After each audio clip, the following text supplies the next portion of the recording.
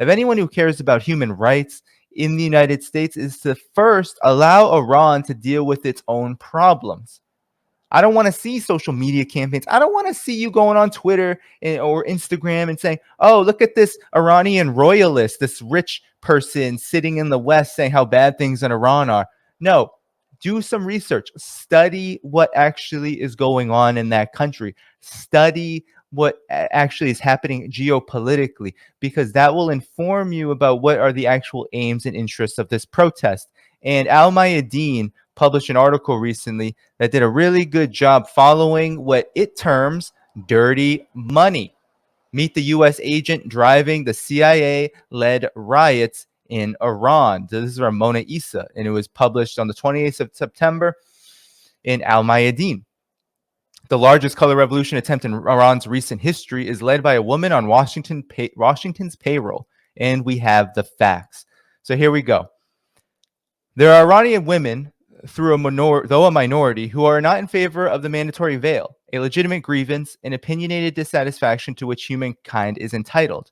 And then there are people leading a fraudulent anti-hijab movement with a barrel aimed at Tehran. So here's Masuma Masih, that's in quotes, Alinejad Gomi.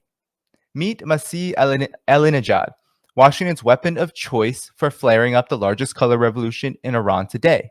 Quote, I'm leading this movement, end quote, Alinejad, 46, told the New Yorker on Saturday. The Iranian regime will be brought down by women. I believe this. Operating from an FBI safe house, Alinejad has been living in the U.S. for the past decade, working as a full-timer for Voice of America Persia, Washington's propaganda mouthpiece funded directly by the Broadcasting Board of Governors, BBG, a soft power arm of the empire, fully funded by U.S. Congress, made to capitalize on harmful narratives in favor of Washington's corporatocracy. One note here, the Broadcasting Board of Governors is actually now called the U.S. Agency for Global Media. It's rebranded. The Broadcasting Board of Governors was once directly funded by the Central Intelligence Agency. Now it is U.S. It is funded by U.S. Congress. Okay, so it gets congressional funds, and it is deemed a kind of like NED, like think tank for the media. So Alinejad's tasks are quite a few.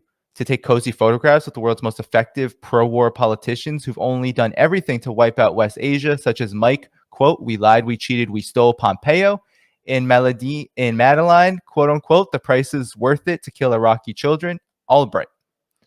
But that's not all. Between 2015 and 2022, the U.S. Agency for Global Media paid Alinejad over $628,000 to harass veiled women, spew propaganda, and demand more sanctions against her country. Not a very patriotic thing to do.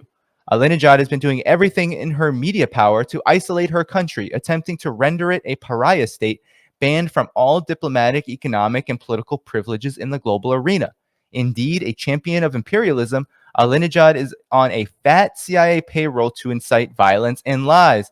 And look at how much money she has received from the U.S. government, $628,000. The latest narrative exploited by Alinejad is as such. 22-year-old Masa Amini in a CCTV footage gets in a verbal dispute with a female police officer over the way she wore her hijab wrapped around her head. There is no escalation for the dispute. The woman leaves the girl alone and walks away. In a matter of seconds, the young woman freezes, bends, and falls over in a chair to which bystanders ran to attend. The girl, who had underwent an open brain surgery in 2006, sustained a heart attack which put her in a coma. 2 days later, she was announced dead, after which Western tabloids accused Iranian police of beating Amini to death, leading to the riots. Admitting to lead the riots against the government is only a statement. Her tweets further expose her agenda. The transfer in a narrative from one tweet to the next is baffling. On September 14th, the day Amini suffered a heart attack, Alinejad made no mention of beating and violence. She wrote on Twitter, quote, Amini suffers heart attack after being arrested by morality police, end quote. On September 15th, the CIA assets ramp up the rhetoric a notch. Quote, this woman is in a coma because morality police savagely arrested her, end quote. Still no mention of abuse, beatings, or physical violence. So here you see the tweet here by Alinejad, where she doesn't mention beatings per se. So, and then you see here the tweet suffers a heart attack after being arrested by morality police for wearing a hijab inappropriately. So, we see that the narrative has changed quite dramatically. And then between that tweet and a comment, Alinejad caters to her bosses. Amini is in a coma after being beaten by morality police. And here you see the tweets where she is claiming that she was beaten. There you go, beaten. Yeah. So, and then again, you see she's talking about how she was beaten and fined in jail, or tens of thousands of women are being. But this is all about creating the narrative that she was brutally beaten in jail, which wasn't true. So on September 16th, the day the young woman was announced dead, Alinejad launched a hashtag which she had been paving fertile grounds for. Masa was murdered by the hashtag Masa was murdered by the Islamic Republic's hijab police in Iran.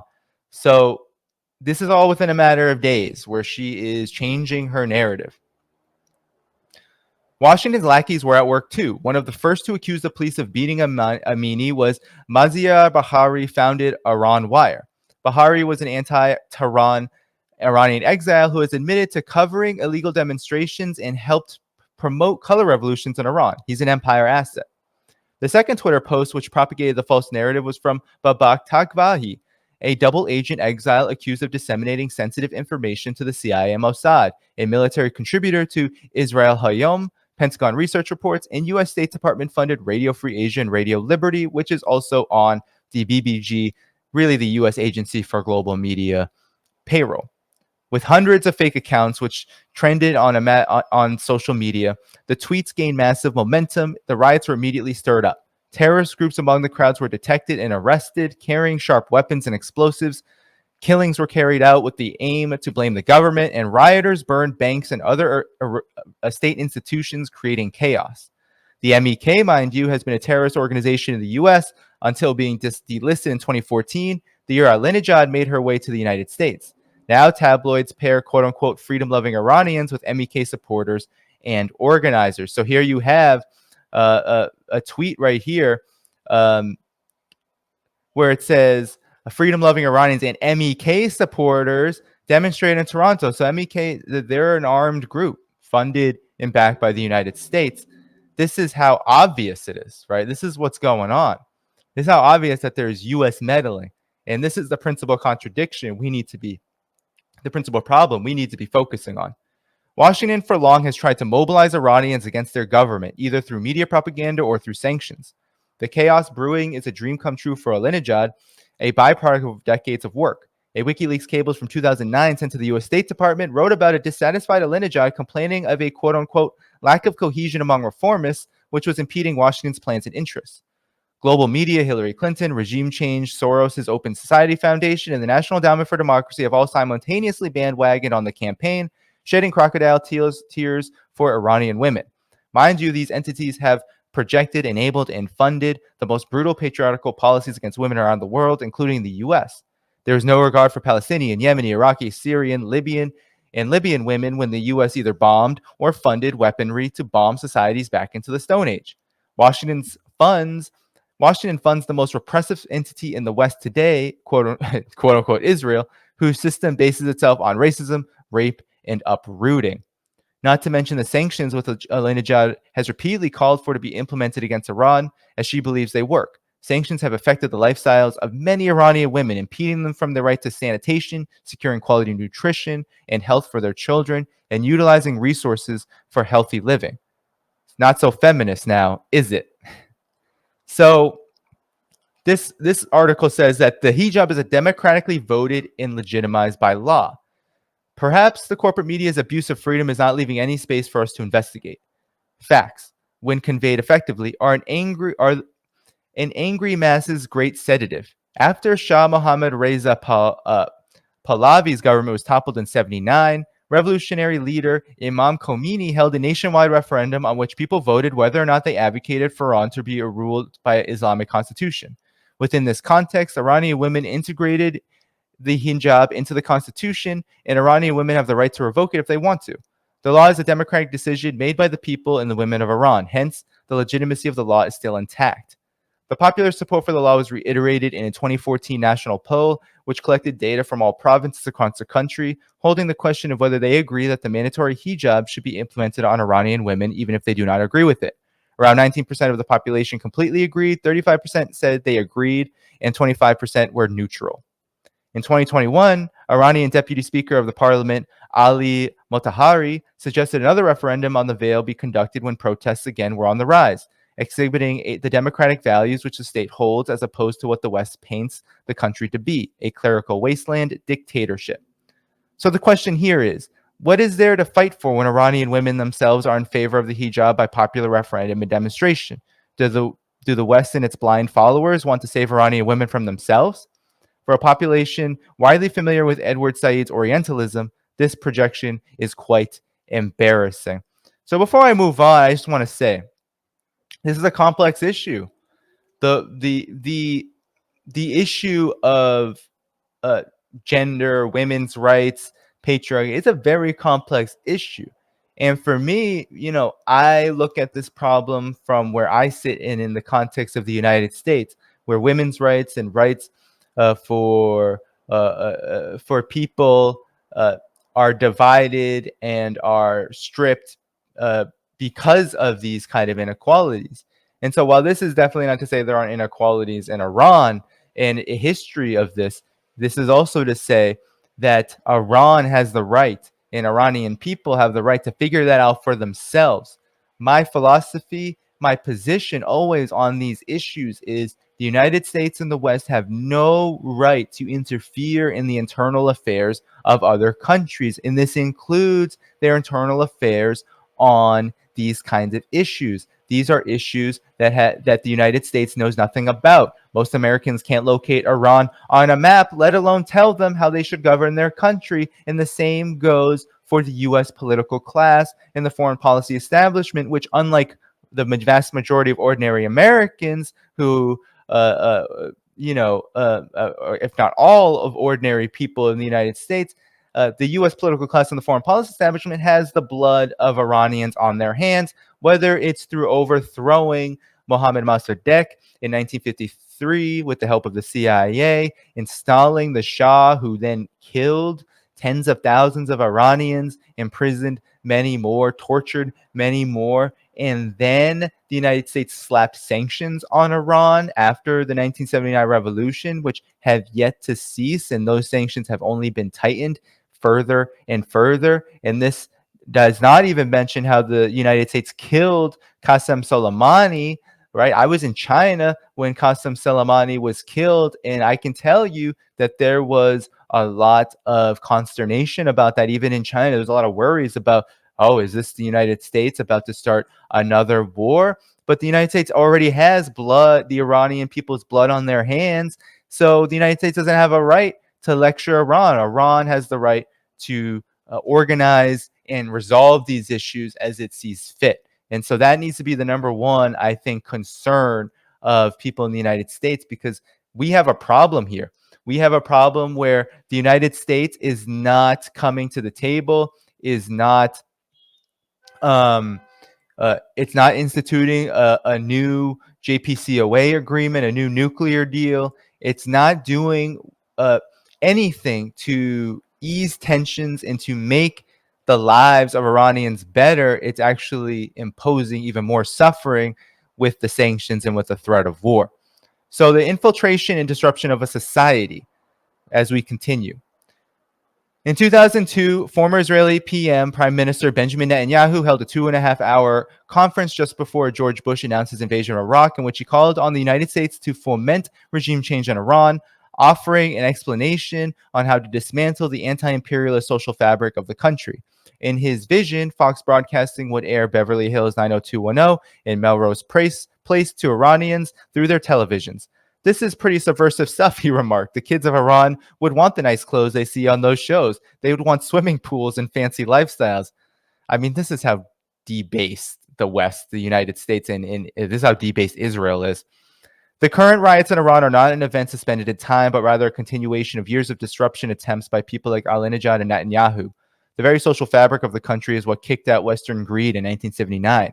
a fabric largely built on cultural affluence and appreciation for tradition brewed over the course of centuries. To shift that fabric would entail transforming the material conditions. Hedonism, pleasure, and materialism are weapons in a toolbox used to dumb down communities into virtual enslavement. Hollywood has proved itself to be one of the best tools to redefine the values of freedom, so effective that even Arab media have been throwing Western cultural projections onto Iranian women who are largely supportive of the mandatory bail. Hearts may be in the right direction, but not in the right place. Activists on social media have taken to advocate for the quote-unquote autonomy of Iranian women according to their standards and terms, regardless that it may not be consistent with their nature or of their state or society. If we truly want to help and support Iranian women, we must first bring our cultural projections to consciousness. Are we truly supporting their struggle, or are we just telling them how they should live their lives? For a society which is proud and emotionally attached to its culture, are we doing justice by following governmental funded tabloids, attempting to dismantle the very fabric of an anti imperialist society which has evolved so progressively? There isn't much predictability about when the fog of propaganda will clear up, so we can perceive matters free of manufactured anger that the media has managed to muster from millions. So I thought that was a good article. I'll put it in the chat for all of you. All right. Because I can see people asking for it. So this is an Al Mayadeen. And, I think this comes from a very particular perspective that's important because it's one that isn't being considered. And that is that, we have a problem when it comes to the definition of human rights, the definition of women's rights, the definition of what it means to be liberated from oppression. The class struggle and the anti-imperialist struggle in the West, in the United States, is at such a low point that the bourgeoisie has been allowed to wrestle hold of these very legitimate issues. Now, Iran, I'm not familiar with the internal fabric of Iran so much as I am about the United States. But over the course of history and over the development of certain kinds of societies, especially societies that were ruled over by U.S.-backed autocrats and like the Shah, Mr. Pahlavi, of course there are going to be inequalities based on issues such as these. The women's question, as us communists call it, but the question of women's rights. So I think the interesting point that this article makes for me, and that I want to promote, and I think should be the position of people in the United States and the West who are concerned about the way that Iran is talked about, given these riots, these demonstrations that have turned violent. Given that, I think what's important is that we remember that Iran, just like anywhere else in the world, has the right to exist how the people in those nations want to exist.